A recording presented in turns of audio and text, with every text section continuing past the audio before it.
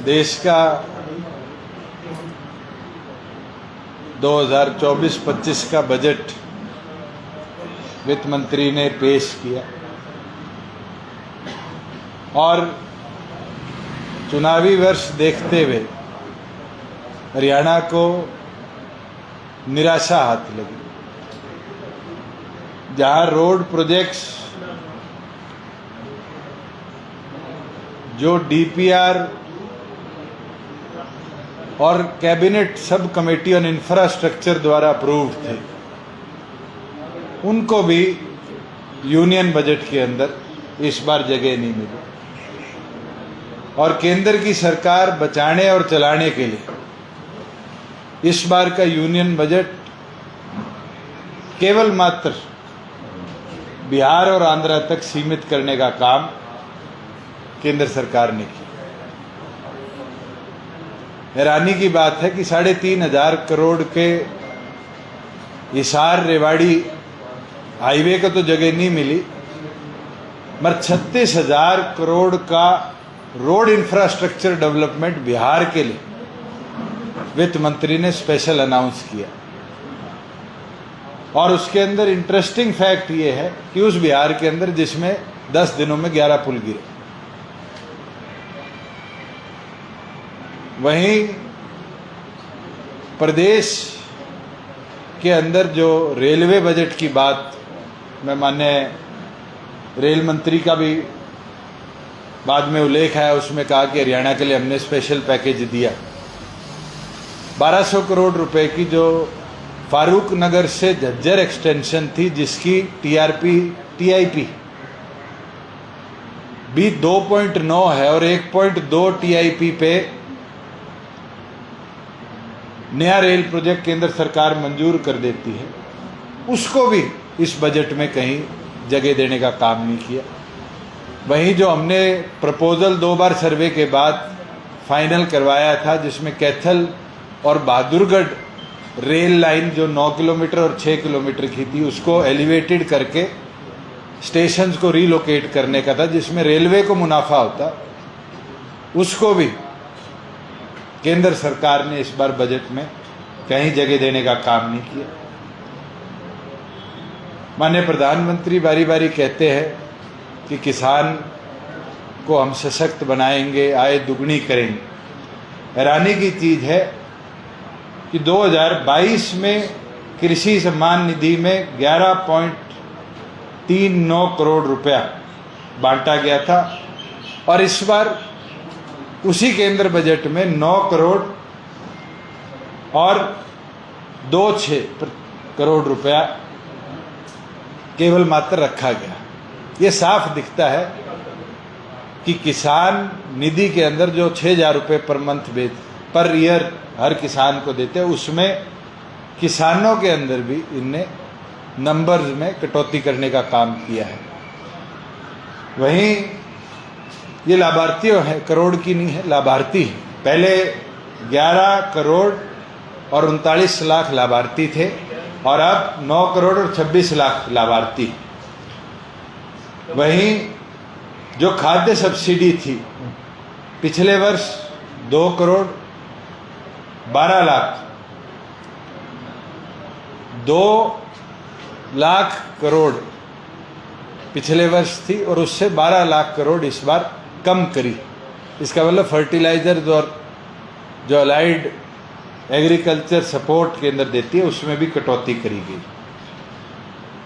उसके साथ साथ पिछले दिनों देश के गृह मंत्री नारनौल में आए और हरियाणा सरकार द्वारा एक सम्मान समारोह बैकवर्ड क्लासेस के लिए आयोजित किया। 2 चीज बड़ी हैरानी की थी कि एक अनाउंसमेंट तो वहाँ करी कि हमारी सरकार बैकवर्ड को 8% पंचायती राज में और अर्बन लोकल बॉडीज में आरक्षण देगी। मुझे लगता है सैनी साहब ब्रीफ करना भूल गए कि वो आज से 2.5 साल पहले हरियाणा सरकार ने पारित कर लागू पंचायती राज में कर दिया है और अर्बन लोकल बॉडीज में जो साइमल्टेनियस इलेक्शन होंगे उसमें लागू होने का प्रावधान हो चुका। मगर एक बड़ी अनाउंसमेंट करी गई कि 5% BCA को जॉब्स के अंदर, शायद ग्रुप डी के अंदर आरक्षण दिया जाए। मैं हरियाणा सरकार से पूछना चाहता हूं कि वो 5% आरक्षण का प्रावधान क्या मुख्यमंत्री अलग से करेंगे या जो एग्जिस्टिंग बैकवर्ड क्लासेस का आरक्षण है उसमें से काट कर करेंगे?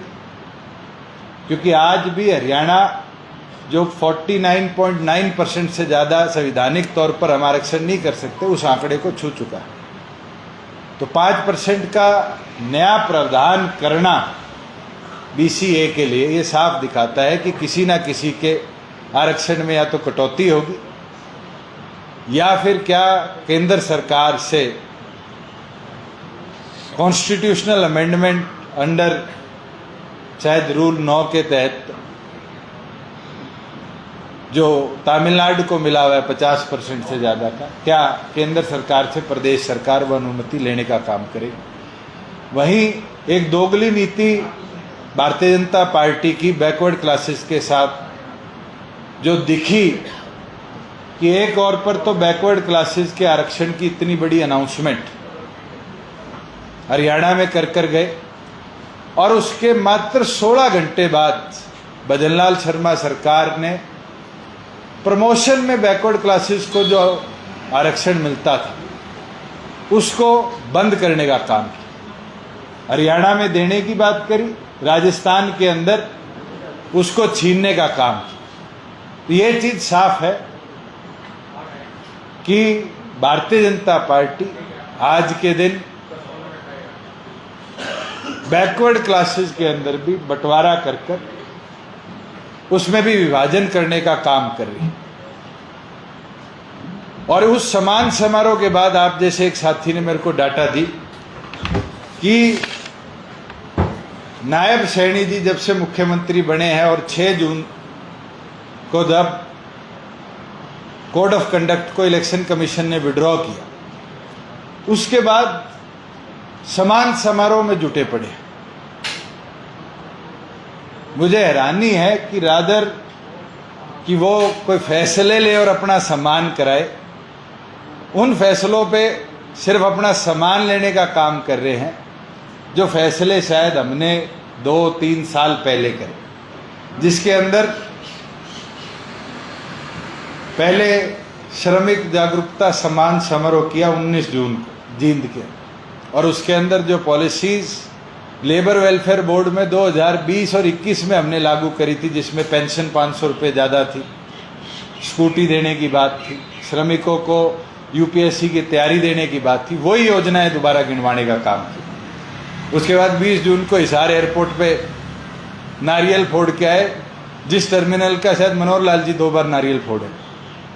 उसके बाद भिवानी के अंदर जो कोड ऑफ कंडक्ट से पहले मुआवजा DBT के माध्यम से भेजा हुआ था, 133 करोड़ का मुआवजे के नाम पर दोबारा सम्मान समारोह। वहीं BPL कार्ड होल्डर 20 लाख को BPL कार्ड होल्डर सम्मान समारोह किया 22 जून को। हैरानी की चीज है कि हरियाणा प्रदेश में जब से सैनी साहब मुख्यमंत्री बने, ऑन रिकॉर्ड है कि जो BPL की संख्या 1,80,000 और परिवार पहचान पत्र की सिंकिंग के बाद रिकॉर्ड तोड़ 6 लाख कुछ हजार बढ़ी थी, उसमें 2 लाख की कटौती हुई और इनने सम्मान समारोह करा कि 20 लाख BPL कार्ड होल्डरों को फायदा दिया। मैं पूछना चाहता हूँ, 20 लाख कार्ड होल्डर नए आए हैं या जो 30 लाख का आंकड़ा क्रॉस हो गया था उसमें से कटौती कर अब हरियाणा प्रदेश में 20 लाख BPL होल्डर बचे हैं? इस पर सरकार अपना स्पष्टीकरण दे। फिर 23 को रोहतक में सम्मान समारोह, 23 को फिर गुड़गांव में OBC समाज सम्मान समारोह, फिर शहरी गरीब कल्याण समारोह, जिसके अंदर शहर के अंदर प्रॉपर्टी कार्ड बांटे गए, जमीनें दी गई प्लॉटों के लिए, और उसके बाद इसी तरह का एक ग्रामीण सम्मान समारोह। हैरानी की चीज है, हमने 3 ऐसे लोगों के डाटा निकलवाए जिन लोगों को प्लॉट की रजिस्ट्रियों की फोटो खिंचवाई गई। पानीपत में शायद एक हुई, उसके अंदर कहीं भी डिमार्केशन जमीन की नहीं। और कहीं ना कहीं ये वही प्रथा है जो भूपेंद्र सिंह हुड्डा ने एज मुख्यमंत्री हरियाणा प्रदेश में करी थी कि गरीबों को कह दिया फ्री प्लॉट दिए जाएंगे। प्लॉट्स के लिए जमीन कहाँ है, उस कौन सी दिशा में है, पड़ोस में क्या बोलता है, उसकी डिमार्केशन उनमें नहीं थी। और आज तक हरियाणा प्रदेश के आधे जो हमारे बीपीएल प्लॉट होल्डर थे उनको जमीन का पोजेशन नहीं मिल पाया, और जिनको मिला है उनको गांव से किसी को 1.5 किलोमीटर 2 किलोमीटर दूर जाकर बसासत के लिए जमीन दी गई। और जो जमीनें मिली भी है उन जमीनों के अंदर बेसिक अमेनिटी जो बिजली, पानी और सड़क की होनी चाहिए, आज तक सरकार वो बेसिक कम्युनिटी नहीं पहुंचा पाई। वहीं जो सिरसी में 2021 में 26 जनवरी को हमने लाल डोरा मुक्त किया था, लाल डोरा भूमि सम्मान समारोह किया 6 जुलाई को, 7 जुलाई को फिर विकास कार्य जो घोषणाएं और पत्थर शायद मनोहर लाल जी 7 तारीख को जाने से पहले लगा गए थे, उन्हीं को दोबारा अनाउंस कर दिया गया। उसके बाद जिला परिषद के मेंबरों का सम्मान समारोह, सरपंचों का सम्मान समारोह, और तो और जो बच्चे सालों साल मेहनत करके यूपीएससी क्लियर करते हैं, जिसमें शायद सैनी साहब का कोई 1% भी सपोर्ट नहीं है, उनका सम्मान समारोह किया। फिर एचपीएससी वालों का सम्मान समारोह किया। तो पिछले दौर के अंदर शायद सैनी साहब प्रदेश को लॉ एंड ऑर्डर की स्थिति से बचाने की बजाय सिर्फ सम्मान समारोह पे जुटे हुए हैं। कल भी 2 घटनाएं प्रदेश में हुई है। अब तक जो पिछली बार मैंने आपको इंसिडेंट्स बताए थे उनके अंदर भी कोई सैटिस्फैक्ट्री कार्रवाई लॉ एंड ऑर्डर सुधारने की प्रदेश सरकार नहीं कर पाई। मैं एक चीज और आपके आगे रखना चाहूंगा, क्योंकि ये 3 दिन पहले ही घटना हुई है। आज से 5 साल पहले जब हमने एक नारा दिया था रोजगार मेरा अधिकार, तो कांग्रेस के लोग ये कहते थे कि 75% प्राइवेट नौकरियों में आरक्षण की व्यवस्था कैसे बनेगी। हमने कानूनी तौर पर उसको लागू किया, गवर्नर का एसेंट आया, सुप्रीम कोर्ट से स्टे विकेट कराया, और आज सब जुडिस सुप्रीम कोर्ट के अंदर है।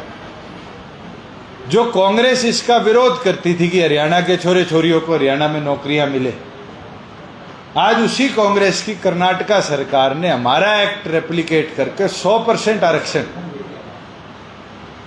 प्राइवेट नौकरियों के अंदर देने के कानून की घोषणा करी। मैं भूपेंद्र हुड्डा जी से पूछना चाहता हूं कि क्या हरियाणा के युवाओं के लिए वो और उनकी पार्टी आज कर्नाटका की कांग्रेस की तरह हरियाणा को रोजगार देने के लक्ष्य में हमारा साथ देगी, या वो आज भी सिर्फ प्रॉपर्टी बिल्डर्स और लैंड माफियाओं का साथ देकर हरियाणा के छोरे छोरियों के रोजगार के अवसर को भगाना चाहिए।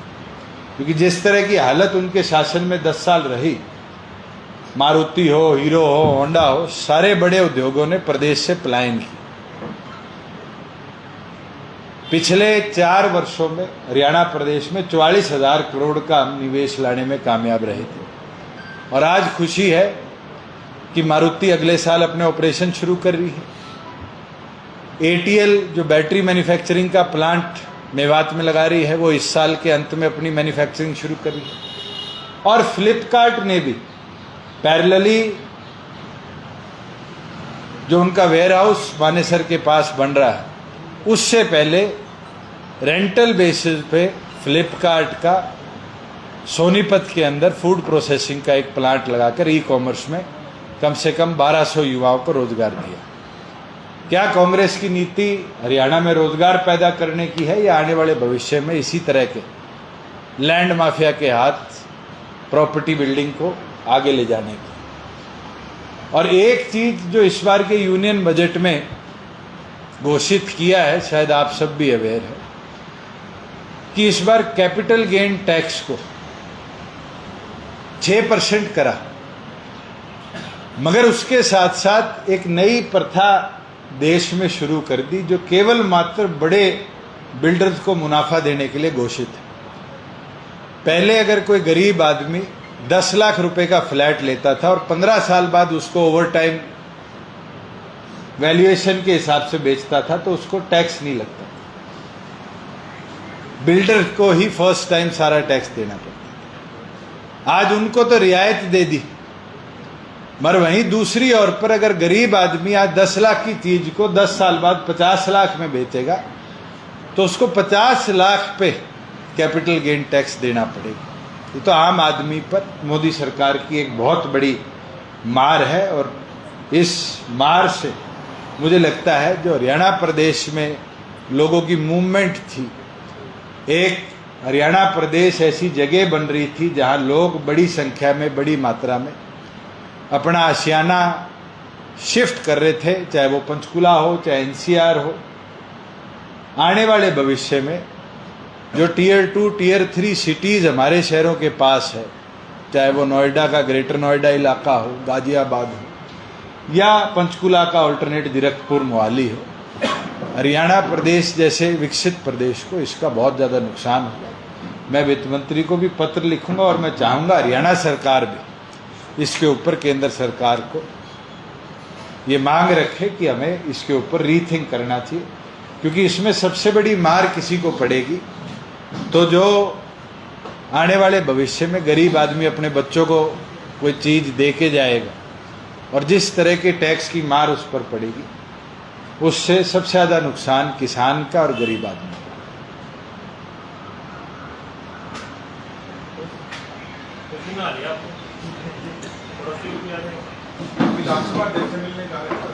आज समय मैंने मांगा है अध्यक्ष महोदय से, और प्रेस कॉन्फ्रेंस के बाद मैं मिल के आऊँ, क्योंकि उनने जो पिटीशन रणधीर सिंह जी ने लगाई थी 2 विधायकों के विरुद्ध, उसको एक्सेप्ट तो कर दिया, मगर कंवरपाल जी के टाइम पर 1 हफ्ते के नोटिस के अंदर सुनवाई हुई थी। अध्यक्ष महोदय ने इसमें महीने का समय दिया, तो हमारी यही मांग है कि उसकी शॉर्ट डेट देकर उसकी हेयरिंग तुरंत शुरू करी जाए और कानूनी तौर पर दोनों विधायकों की सदस्यता खारिज की।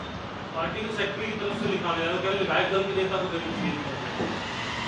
अगर कॉन्स्टिट्यूशन और विधानसभा की प्रोसीडिंग की किसी को जानकारी है तो उसको ये पता होना चाहिए कि जननायक जनता पार्टी का एक छोटा सा कार्यकर्ता जो रजिस्टर्ड मेंबर है, अगर वो भी पार्टी विरोधी गतिविधि की कंप्लेंट देता है तो अध्यक्ष महोदय को कार्रवाई करनी पड़ेगी। और जितना मेरी नॉलेज में है, अध्यक्ष महोदय ने एजी साहब को बुला के ऊपर से नीचे तक हमारी पिटीशन चेक भी करवा ली, उसके बाद ही तारीख दी।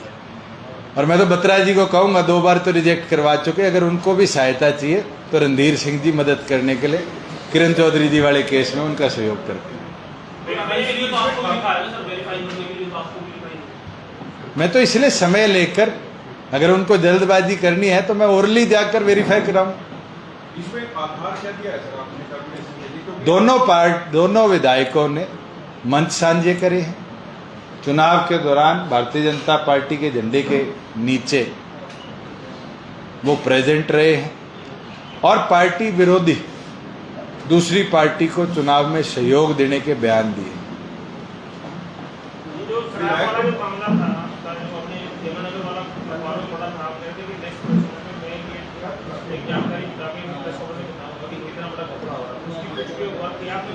आज तक जिस डिस्टिलरी से वो ट्रक निकला, और ट्रक ड्राइवर का बयान भी ऑफिशियली पुलिस के पास रिकॉर्डेड है, जिसमें मालिक तक का नाम है, और एक्साइज एक्ट जो 2021 में अमेंड हुआ था उसमें प्रोविजन है कि अगर इस तरह की बात आती है तो डायरेक्टर्स तक को पुलिस इन्वेस्टिगेशन में इन्वॉल्व करना चाहिए। हरियाणा पुलिस नहीं कर पाई। कहीं ना कहीं हरियाणा पुलिस डीजीपी के नेतृत्व में इस पूरे मामले को दबाने का प्रयास कर। सर, ये इंफॉर्मेशन आ रही है कि बिट्टू बजरंगी फरीदाबाद से चुनाव लड़ सकते हैं बीजेपी के, कैसे देखते हैं? आप लड़ लो, कौन रोकता है? कोई किसी पार्टी का प्राइमरी मेंबर है, पार्टी उसको टिकट देती है, उसको चुनाव लड़ने से कोई नहीं रोक सकता। नहीं, पर उनका नाम नून हिंसा में भी था, ऐसा कई केसेस हैं उनके। मेरे ख्याल से वो मेरठ वाली हिंसा में सोम साहब का भी था।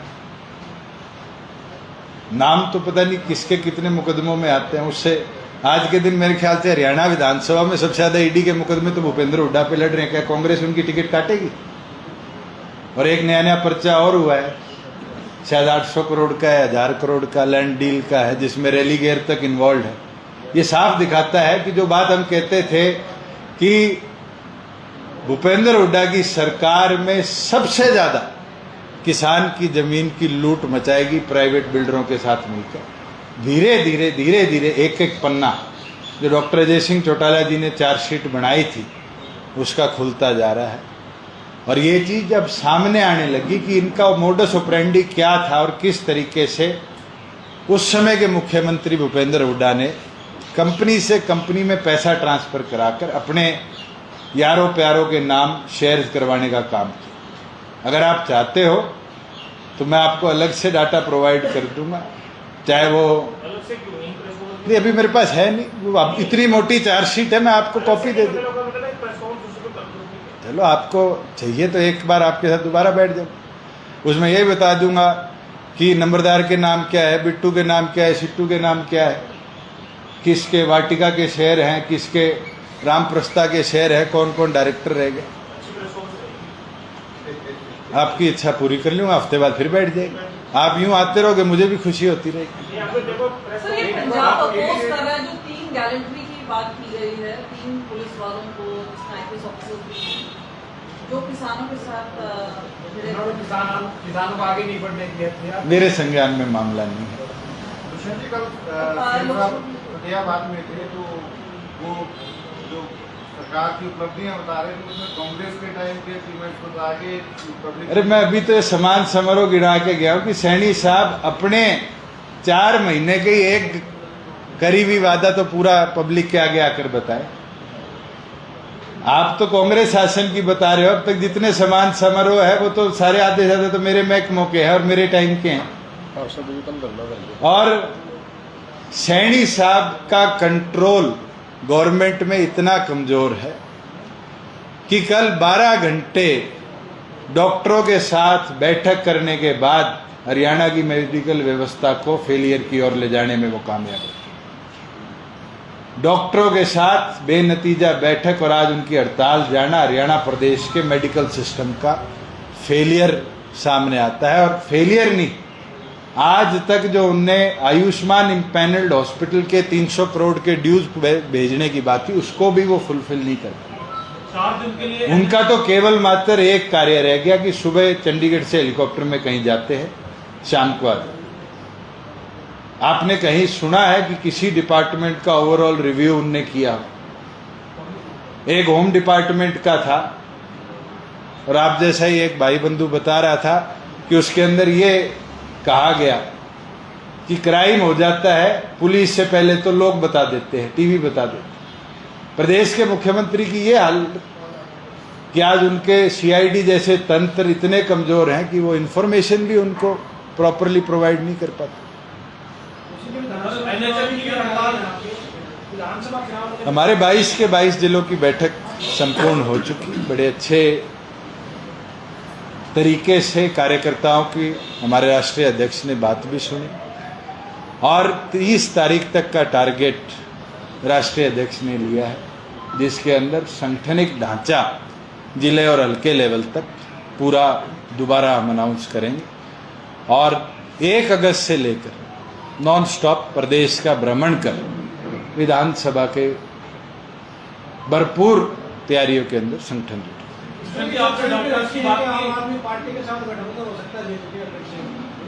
किसके साथ होगा, कब होगा, पिछली बार नहीं थे इसलिए मैं दोबारा रिइटरेट कर देता हूं, ये समय की बात है।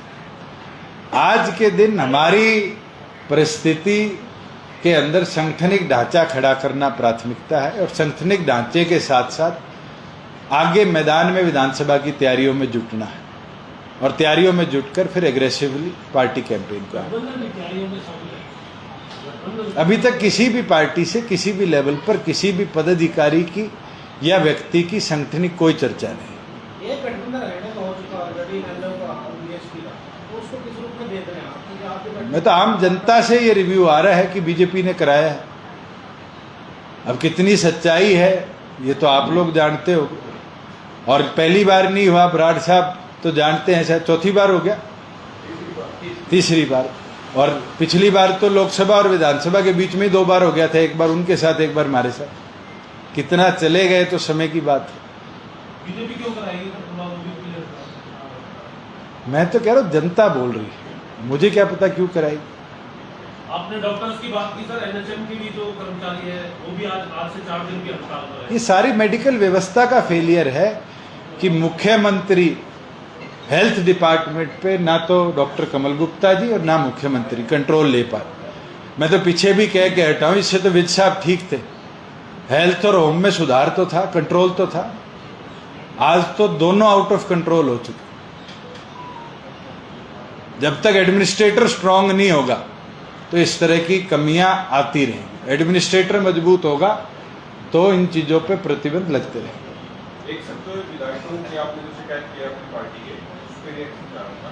रामनिवास सुरजा से बात कर रहे थे, वो कह रहे थे कि दुष्यंत चौटाला दबाव की राजनीति कर रहे हैं, हम किसी के बंदे गुलाम नहीं है।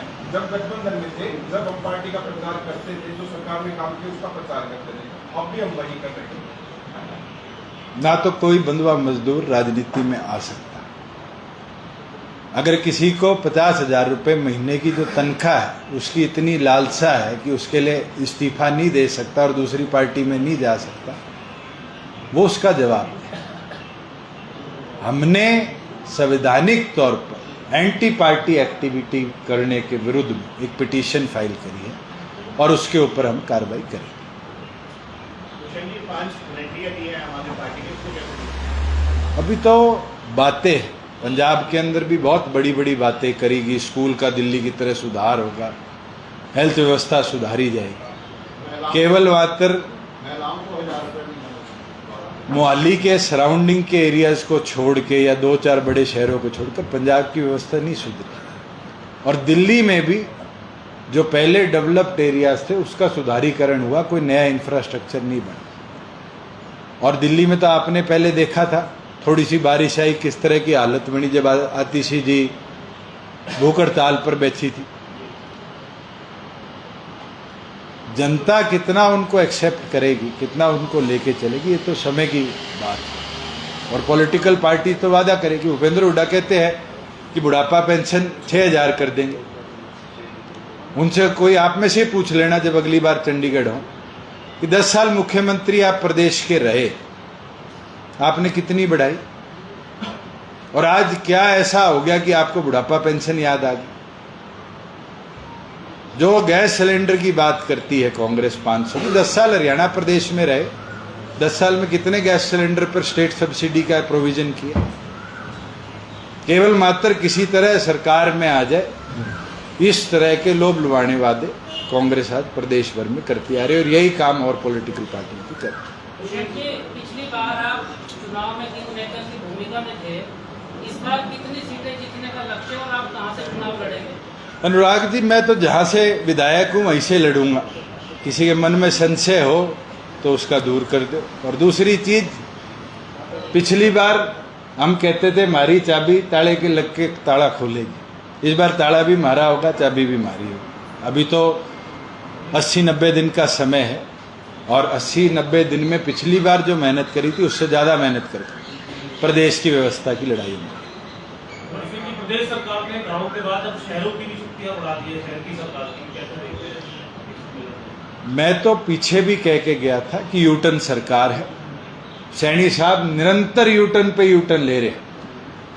आप मेरी तरफ से ही पूछ लेना कि मैंने सवाल किया कि क्या ये यूटर्न मनोहर लाल सरकार का या मनोहर लाल जी का फेलियर था कि सैनी साहब को बदलना पड़ रहा है, या सैनी साहब अब ये मानते हैं कि चुनाव के अंदर हमें यूटर्न लेने में फायदा होगा और आने वाले भविष्य में जो कदम उठाएंगे वो इसी तरीके से मनोहर लाल जी के फेलियर को दिखाते रहे। बीजेपी में पहले तो आम आदमी पार्टी का प्रचार हो, आम आदमी और भी पार्टी उनकी तरफ अभी आपने कहा वो बातचीत नहीं हुई, तो मैंने अभी क्लियर किया है, हमारा किसी से किसी इस तरह की चर्चा के लिए कोई संपर्क नहीं।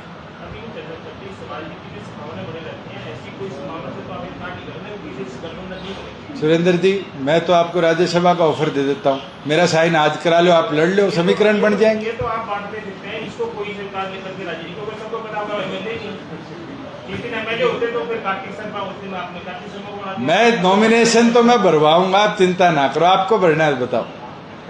ये जीत सकते हो तो बदलवा। नहीं, क्यों हार के लिए नहीं लड़ सकते? हारने के लिए मतलब हारने के लिए सुनने के बाद जीतने के लिए कार्तिक शर्मा। ये नॉमिनेशन भरवाने के बाद लोकसभा के लिए या वैसे भरवाओगे आप? ना वैसे है। क्यों? चलो।